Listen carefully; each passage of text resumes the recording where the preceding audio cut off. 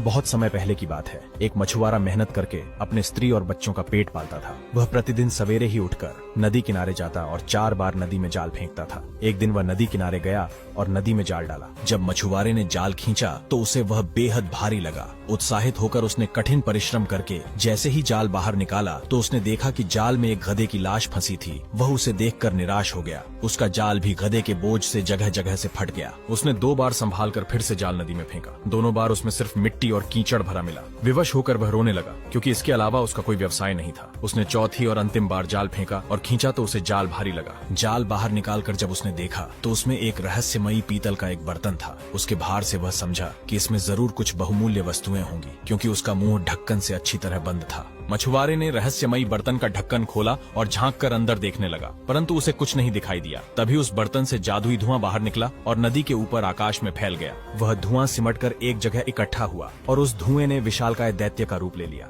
मछुआरा घबराकर भागने लगा, लेकिन उसने सुना कि दैत्य हाथ उठाकर कह रहा है कि हे भगवान, मेरा अपराध क्षमा कीजिए, मैं कभी आपकी आज्ञा का उल्लंघन नहीं करूंगा। इतना सुनते ही मछुआरा अपना डर भूल गया और बोला, अरे भूत, तू क्या बक रहा है? यहाँ कहाँ भगवान है? मुझे बता कि तू कौन है और इस बर्तन में किस प्रकार बंद हो गया? दैत्य ने उसे घृणापूर्वक देखकर कहा, तू बड़ा ही मुंहफट आदमी है, तुम्हारी हिम्मत कैसे हुई मुझे भूत कहने की? मछुआरा बिगड़ कर बोला, और कौन है तू? तुझे भूत न कहूँ तो क्या कहूँ? दैत्य ने कहा, तेरी मृत्यु में अब अधिक समय नहीं है, मेरे हाथों तेरी मृत्यु तय है। मछुआरा घबरा कर बोला, तुम मेरी हत्या क्यों करना चाहते हो? क्या तुम भूल गए कि मैंने ही तुम्हें इस बर्तन से मुक्त किया है?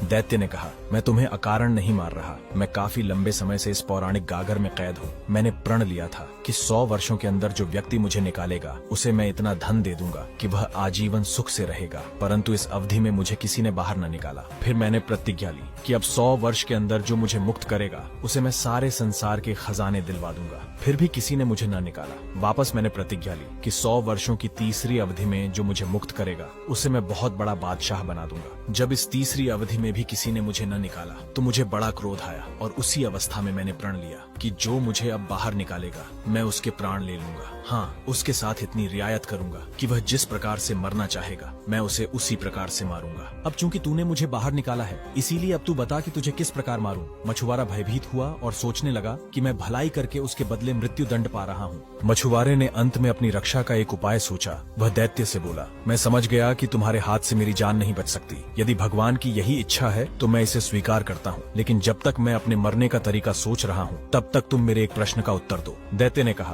पूछ, क्या पूछना चाहता है? मैं तेरे प्रश्न का उत्तर दूंगा। मछुआरे ने कहा, मुझे तुम्हारी किसी भी बात पर विश्वास नहीं होता। तुम इतने विशालकाय प्राणी हो, इतनी छोटी सी गागर में कैसे समा गए? तुम झूठ बोल रहे हो। दैत्य ने कहा, मैं परमेश्वर की सौगंध खाकर कहता हूँ कि मैं इसी में कैद था। मछुआरा बोला, तुम्हारे कसम खाने से क्या होता है? मैं तो तभी मानूंगा जब मैं तुम्हें अपनी आंखों से गागर के अंदर देखूं और उसमें से आती हुई तेरी आवाज सुनूं। इतना सुनते ही दैत्य धुएं के रूप में परिवर्तित हो गया और धीरे धीरे गागर के अंदर जाने लगा। जब बाहर धुएं का नामो निशान न रहा तो गागर के अंदर से दैत्य की आवाज आई, अब तो तुम्हें मालूम हुआ कि मैं झूठ नहीं बोल रहा। मछुआरे ने गागर को मजबूती से बंद कर दिया और बोला, मैं तुझे फिर से इसी नदी में डाल दूंगा और नदी के तट पर झोपड़ी बनाकर रहूंगा। जो भी मछुआरा यहाँ जाल डालने आएगा उसे तुम्हारा सच बता दूंगा, जिसके परिणाम स्वरूप तुम्हें कोई बाहर नहीं निकालेगा और तुम यहीं कैद रहोगे। इतना सुनते ही दैत्य घबरा गया और विनम्रता पूर्वक बोला, मछुआरे भाई, मैं तो केवल परिहास स्वरूप ही तुम्हें मारने की बात कर रहा था। खेद है कि तुमने मेरी बात को सच समझ लिया। अब मुझे बाहर निकाल लो। मछुआरे ने हंसकर कहा, क्यों भाई, जब तुम बाहर थे तब तो खुद को बड़ा शक्तिशाली दैत्य समझकर अकड़ रहे थे।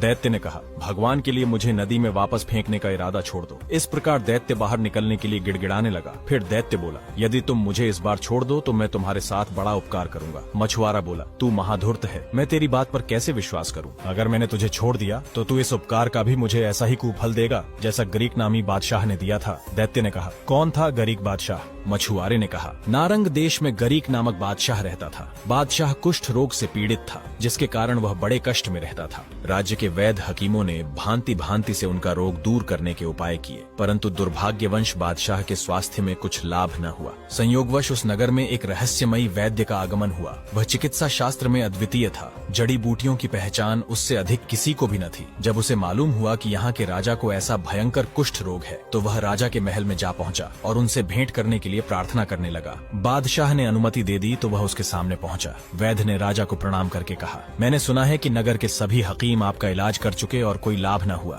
यदि आप आज्ञा दे तो मैं दवा दिए बगैर ही आपका रोग दूर कर सकता हूँ। बादशाह ने कहा, मैं दवाओं से ऊब चुका हूँ। अगर तुम बगैर दवा के मुझे स्वस्थ कर दो तो मैं तुम्हें बहुत पारितोषिक दूंगा। वैद्य ने कहा, भगवान की दया से मैं आपको बगैर दवा के ठीक कर दूंगा। मैं कल से ही चिकित्सा आरंभ कर रहा हूँ। वैद्य अपने निवास स्थान पर पहुंचा और वहाँ पर उसने चमत्कारी जड़ी बूटियों के माध्यम से औषधि का निर्माण किया। वह उस औषधि को लेकर बादशाह के पास पहुंचा और बोला, महाराज, मैं इन औषधियों को आपके शयन स्थान के पास रख रहा हूँ। रात को सोते समय इनकी महक आपके शरीर में प्रविष्ट करेगी और अगले दिन आपके समस्त रोग दूर हो जाएंगे। बादशाह को उसकी बात पर विश्वास न हुआ, परंतु दूसरे दिन जब बादशाह उठा तो उसने अपने शरीर को ऐसा निरोग पाया जैसे उसे कभी कुष्ठ रोग हुआ ही नहीं था। बादशाह को इस चमत्कारिक चिकित्सा से बड़ा आश्चर्य हुआ। बादशाह ने वैद्य को बुलाकर अपने बगल में बिठाया। उन्होंने दरबार के लोगों के सन्मुख वैद्य की अत्यधिक प्रशंसा की। बादशाह ने उसे भोजन कराया और संध्याकालीन दरबार समाप्त होने पर जब दरबारी विदा हो गए तो उन्होंने एक बहुत ही कीमती राजवस्त्र और बहुत सारा धन इनाम में दिए। इसके बाद भी वह दिन प्रतिदिन वैद्य को उपहार देता। बादशाह का मंत्री वैद्य की इस प्रतिष्ठा और उस पर बादशाह की ऐसी अनुकंपा देखकर जल उठा। एक दिन